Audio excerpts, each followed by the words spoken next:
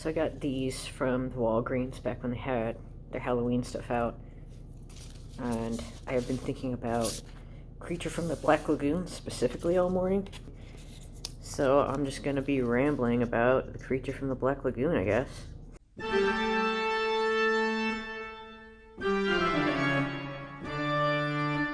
I like Gil. I think he's a nice young man. But he's still kind of a prick sometimes. The effects... Well, I'm used to bad movie effects and old movie effects, but the effects aren't that great by modern standards. They had two different people playing them. One person for in the water and one person on land. And so when you see the guy in the water, he's like really good at swimming and stuff, and he just plays this fantastic version of the creature. But then you see the on land one and you're like, oh wow, that costume is actually not that great. With that movie, I can't tell. Like, obviously, it's just, ooh, this creature's trying to get with the one lady scientist that they have, and he's just trying to kill everybody and stuff, right? But I don't know. I'm kind of wondering, like, it's a bunch of scientists going out into this lagoon area with this obviously endangered species. I mean, there's only one guy from it, right? So they're beyond endangered at that point, I'm thinking. It's still like, oh, we have to get rid of this creature real quick, right? So I was kind of always wondering, is it trying to teach a moral about, like, respecting nature and animals and stuff? Or a lot of monster movies do this thing where it's like, the monster is actually about just, being treated like shit by other people, so maybe it's just teaching you, hey, don't do that. Except, either way, they still do kill off the creature, right? They're still, and he is an actual danger to the people. Like, he's trying to get their ass. So I could see why you would be concerned about it. There are some, like, sequels of the Creature from the Black Lagoon. You have the sequel, first one is called Revenge of the Creature, and that one he gets taken to they call it the Ocean Harbor Oceanarium in Florida. I don't know, when I saw screenshots of it, I was like, is this SeaWorld? But they don't have any, like, roller coasters or anything. Okay, so Gil is taken to this Ocean Harbor Oceanarium thing. And in that one, he's, I don't think in love with any dame or anything in that one, but I think he does have an altercation regarding a, like, student who is studying with him and stuff, right? And in that one, the revenge that is mentioned in the title, he does break out of that place. And he is kind of treated pretty poorly. That movie got not great reviews. I mean, neither did the original, because, B-movie. One of the things people did bring up, they're like, seeing the creature being mistreated at this not SeaWorld, it does make you feel kind of sympathetic for him. And then after that, it's called The Creature Walks Among Us. That one, let's see, your boy was severely injured in a fire. Some more, just a bunch of scientists keep picking this kid up, okay? It's kind of whack. But a bunch of scientists go and get him, and then they're trying to do surgery to fix him. And they're like, wait a second, this guy's, like, gills are falling off, and he can breathe on land, and not like a pug like he did in the first one. And that's an interesting one, because then they just surgically alter him. Obviously, he doesn't talk, and they don't care about him, so they don't, like, obtain his consent for this or anything. They're just like, f it, you're a guy now. And so then they just surgically alter him, so now he's some guy. But here's the thing, okay, he was already having a sucky time in Revenge, right? But now, he's being forced to just be a human, and he's always, like, longingly looking out at the ocean, but he probably doesn't know how to swim anymore, and he definitely can't breathe in the water anymore. And so, yeah, at the end of this one, he just, spoiler alert, at the end of this one, he just goes into the water and drowns himself so that he can go back home. That's really depressing.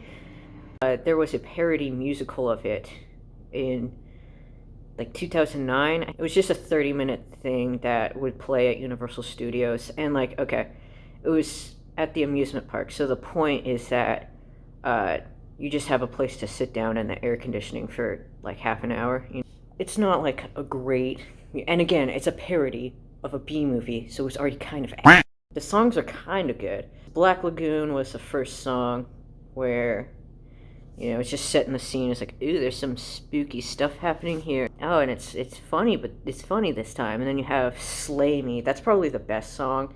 Kay's being dissatisfied with her fiance David, and she's like, man, I just want to like bang a creature, which, I mean, she's saying it like it's a guy she's talking about, but she describes him as like a creature who would slay me. And then you have Primeval, which is the Gillman's villain song, where he's talking about like slashers and stuff, and he's like, ooh, I'm gonna Freddy Krueger your ass or whatever. Strange New Hunger is the duet between Gil and Kay. They're just singing about how like she's making a bunch of jokes about how he's just super hung and whatever, and Gil's making a weird amount of food references. Long story short, he turns into a giant kaiju, which if this musical wasn't so dumb, I would say it was a reference to the like 70s novelization by Carl Dreadstone, where he was just a freaking massive creature in that one. So in this one, he gets into Mark's like, I don't know, penis enlargement pills or whatever, and just becomes a giant creature. And Kay's like, oh my god, I have to save him. He's the only one, he will understand me. You know, look at me, Gil, this isn't you. And then Gil just eats her, and then they have a reprise of the Black Lagoon song where they're like, oh yeah, the Black Lagoon, right? That made me a little nauseous. The puppetry on the giant Gil man, it was fantastic. He looked amazing. But no, I did not like that. It made my tummy hurt, which I imagine is what Gil would also say if he swallowed whole an entire human woman. And she was covered in glitter and stuff. That can't be good for your digestive system, right? That musical did not do very well. They got replaced by like, well, they got taken out in Halloween because they needed to do the Halloween Horror Nights thing, which was like a Bill and Ted thing. But then after that, they were just not brought back, and then they were like replaced with this stunt show or whatever. They were just announced. It was 2009 when they were announced, and then like March of 2010 was when it was told, oh, we're just not going to bring this one back. I don't know why specifically, but I imagine like they didn't get a lot of good reviews, and the puppetry stuff does seem expensive, but you can watch the musical on YouTube. I did. It was the thing that gets me about Abbott and Costello Meet Frankenstein. That was 1948, I believe, and it's set in Florida.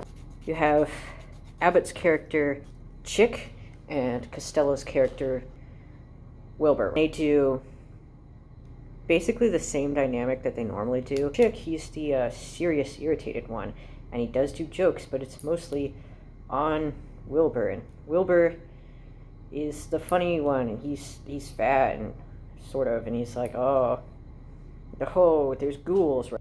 And there's this masquerade scene that everyone's getting there by boat, and you know, you just have these scenes of Wilbur and Chick running through this swamp. It would be a great location for the Gillman to show up, except that movie was released in 1954. You know, it would have been perfect. He doesn't really, I mean, he gets into monster mashes sometimes. They try to do like generally one of each species. He's the fish beast, whatever. I believe it's been forever since I've seen Mad Monster Party, but I believe he was in that one. Probably will rewatch Mad Monster Party. I'd like to make a video on it if I do.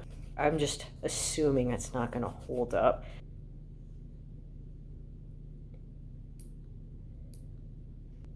You know, I can't remember. I can't remember if there was a Gillman in that one. See, I don't watch a lot of Hotel Transylvania. It's very well animated, and the character designs are baller, and it makes a lot of fun references to various pop culture aspects of the Monster Mash concept, which is, of course, my favorite trope, so I should be all into it. It's just that something about Adam Sandler Dracula makes my skin crawl. And normally that's good. Like, I feel the same way about Nicolas Cage Dracula in Renfield. But in Renfield, you're supposed to be afraid of him. In Hotel Transylvania, I think you're supposed to like the guy.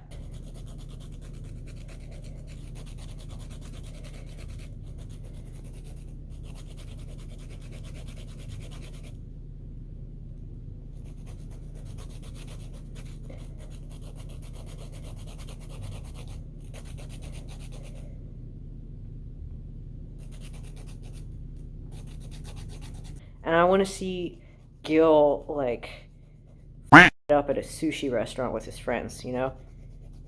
I think he would enjoy it. I could totally create a Monster Mash sitcom if Universal would let me. But it's kind of my goal to bring back the Dark Universe again, just to have it fail again, kind of like how they failed Morbius twice.